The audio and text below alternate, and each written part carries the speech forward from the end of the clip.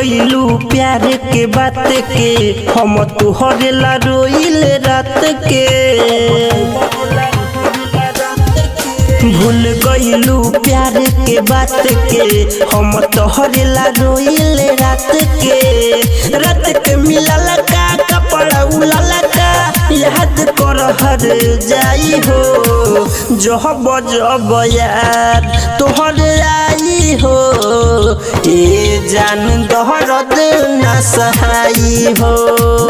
जब जब याद तोहरे आई हो ए जान दर्द न सहाई हो।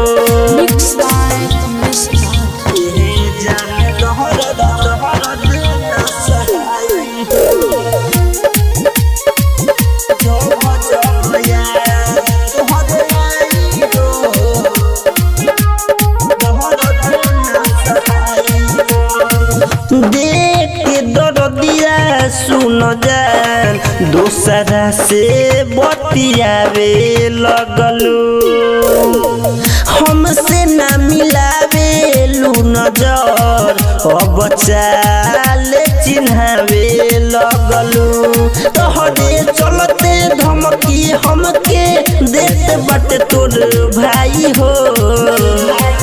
जब जब याद तोहरे आई हो ए जान दर्द न सहाई हो। जब जब याद तोहरे आई हो ए जान दर्द न सहाई हो। ए जान दर्द न सहाई हो।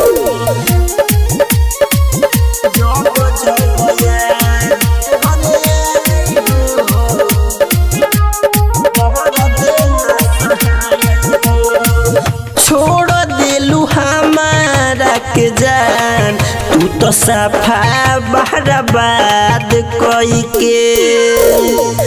रोई होई साहे बसवरिया खाली तोहरे के याद कई के। राइटर ज्ञानी न करी कहानी कोई ले लुसा गई हो। जब जब याद तोहरे आई हो ए जान दर्द न सहाई हो। जब जब याद तोहरे आई हो ए जान दर्द न सहाई हो। कमलेश राज रिकॉर्डिंग स्टूडियो कैथोलिया चौक।